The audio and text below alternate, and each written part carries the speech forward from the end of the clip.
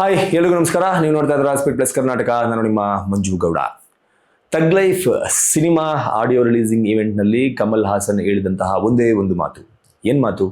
ಕನ್ನಡ ಹುಟ್ಟಿದ್ದು ತಮಿಳಿನಿಂದ ಎನ್ನುವ ಈ ಒಂದೇ ಒಂದು ಮಾತಿನಿಂದ ಇದೀಗ ಅವರ ಚಿತ್ರ ಕಸದ ಬುಟ್ಟಿಗೆ ಸೇರುವಷ್ಟರ ಮಟ್ಟಕ್ಕೆ ರಿವ್ಯೂಗಳನ್ನು ಪಡೆದುಕೊಂಡು ತಮಿಳುನಾಡಿನಲ್ಲೇ, ಎಸ್ಪೆಷಲಿ ತಮಿಳುನಾಡಿನಲ್ಲೇ ಬ್ಯಾಡ್ ರಿವ್ಯೂಗಳನ್ನು ಪಡೆದುಕೊಂಡು, ನೀರಸ ರಿವ್ಯೂಗಳನ್ನು ಪಡೆದುಕೊಂಡು ಸಿನಿಮಾ ಸೋತಿದೆ ಅನ್ನೋದನ್ನ ಅಫಿಷಿಯಲ್ ಆಗಿ ಹೇಳೋದಕ್ಕೆ ಇನ್ನ ಒಂದೆರಡು ದಿನಗಳ ರಿಪೋರ್ಟನ್ನು ನೋಡಿಕೊಂಡು ಹೇಳೋಣ ಅಂತ ಮಾಧ್ಯಮಗಳು ಕೂಡ ಕಾಯ್ತಾ ಇದ್ದಾವೆ. ಈಗ ಆಲ್ರೆಡಿ ತಮಿಳುನಾಡಿನಿಂದ ಅಫಿಷಿಯಲ್ ರಿಪೋರ್ಟ್ ಬಂದಿದ್ದು ಈ ಚಿತ್ರಕ್ಕೆ ಮಿಶ್ರ ಪ್ರತಿಕ್ರಿಯೆ, ನೀರಸ ಪ್ರತಿಕ್ರಿಯೆ. ಇದು ಕಮಲ್ ಹಾಸನ್ ಅವರ ಚಿತ್ರನೇನಾ, ಇದು ಮಣಿರತ್ನಂ ಅವರೇನಾ ಈ ಚಿತ್ರವನ್ನು ನಿರ್ದೇಶನ ಮಾಡಿರೋದು, ಇಷ್ಟೊಂದು ಸ್ಲೋ ಸಿನಿಮಾನ ನಾವು ನೋಡೇ ಇಲ್ಲ, ಹೀಗೆ ಸಾಕಷ್ಟು ನೆಗೆಟಿವ್ ಕಮೆಂಟ್ಗಳು, ನೆಗೆಟಿವ್ ರಿವ್ಯೂಗಳು ಈ ಚಿತ್ರಕ್ಕೆ ಬರ್ತಾ ಇದೆ. ಇದು ಒಂದು ಕಡೆ. ಮತ್ತೊಂದು ಕಡೆ ಕರ್ನಾಟಕದ ಹೈಕೋರ್ಟ್ ಮೆಟ್ಟಿಲೇರಿದೆ. ಟಗ್ ಲೈಫ್ ಚಿತ್ರ ಕರ್ನಾಟಕದಲ್ಲಿ ರಿಲೀಸ್ ಮಾಡಬೇಕೋ ಬೇಡವೋ ಎನ್ನುವ ವಿಚಾರವಾಗಿ ಈ ಅರ್ಜಿಯ ವಿಚಾರಣೆಯನ್ನ ಮೊದಲ ದಿನ ನಡೆಸಿದಂತಹ ಕೋರ್ಟ್ ಇದೇ ತಿಂಗಳ 10ನೇ ತಾರೀಕಿಗೆ ಅರ್ಜಿ ವಿಚಾರಣೆಯನ್ನ ಮುಂದೂಡಿದೆ. 10ನೇ ತಾರೀಕಿನ ನಂತರ ತಗ್ ಲೈಫ್ ಚಿತ್ರ ಕರ್ನಾಟಕದಲ್ಲಿ ರಿಲೀಸ್ ಆಗುತ್ತೋ ಇಲ್ವೋ ಅನ್ನೋದು ಗೊತ್ತಾಗುತ್ತೆ.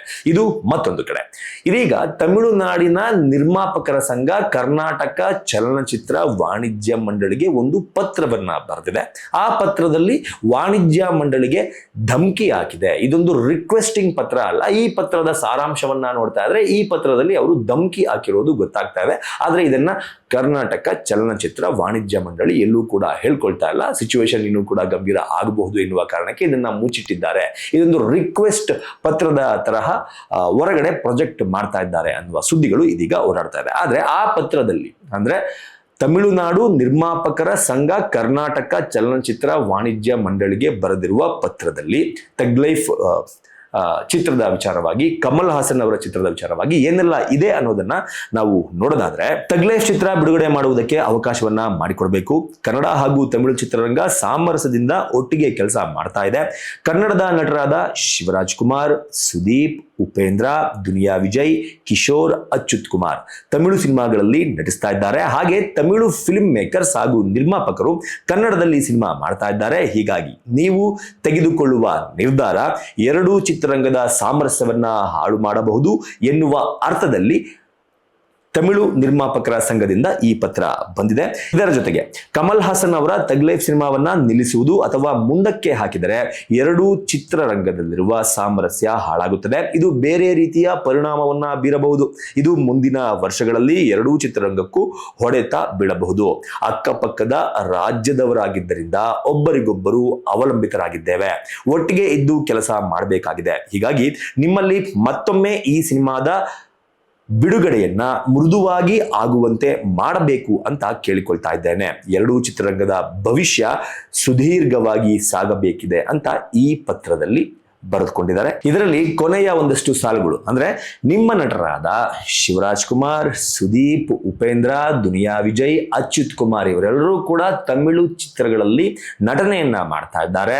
ತಮಿಳಿನ ಕೆಲವು ಸಿನಿಮಾ ಮೇಕರ್ಸ್ ಕನ್ನಡದಲ್ಲಿ ಕೆಲವೊಂದಷ್ಟು ಸಿನಿಮಾಗಳನ್ನ ಮಾಡ್ತಾ ಇದ್ದಾರೆ. ಇದ್ಯಾವುದಕ್ಕೂ ತೊಂದರೆ ಆಗಬಾರದು ಅಂತಂದ್ರೆ ಕಮಲ್ ಹಾಸನ್ ಅವರ ತಗ್ ಲೈಫ್ ಚಿತ್ರದ ರಿಲೀಸ್ ಅನ್ನ ಕರ್ನಾಟಕದಲ್ಲಿ ಸಾಫ್ಟ್ ಆಗಿ ಆಗುವಂತೆ ನೋಡಿಕೊಳ್ಳಬೇಕು ಅಂತ ನಿರ್ಮಾಪಕರ ಸಂಘ, ತಮಿಳು ನಿರ್ಮಾಪಕರ ಸಂಘ ಕರ್ನಾಟಕ ಚಲನಚಿತ್ರ ವಾಣಿಜ್ಯ ಮಂಡಳಿಗೆ ಒಂದು ಪತ್ರವನ್ನ ಬರೆದಿದೆ. ಏನನ್ಸುತ್ತೆ ನಿಮಗೆ ಈ ಪತ್ರದ ಸಾಲುಗಳನ್ನ ನೋಡ್ತಾ ಇದ್ರೆ? ಅಂದ್ರೆ ನಮ್ಮ ಕಡೆಯಿಂದ ಅಥವಾ ನಮ್ಮ ನಟರ ಕಡೆಯಿಂದ ತಪ್ಪಾಗಿದೆ, ದಯವಿಟ್ಟು ಅದನ್ನ ಮನಸ್ಸಿನಲ್ಲಿ ಇಟ್ಟುಕೊಳ್ಳದೆ ದಯಮಾಡಿ ನೀವು ಈ ಚಿತ್ರದ ರಿಲೀಸ್ಗೆ ಅನುವು ಮಾಡಿಕೊಡಬೇಕು.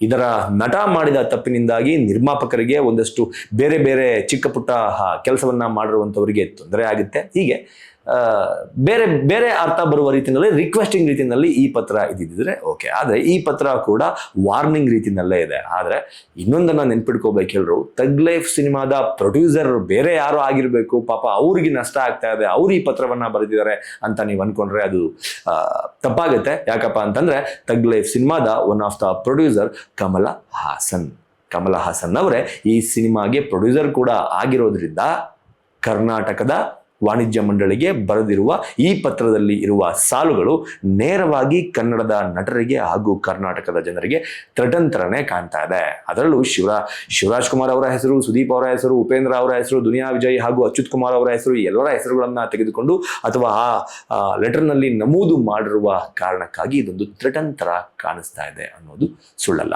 ಏನನ್ಸುತ್ತೆ ನಿಮಗೆ?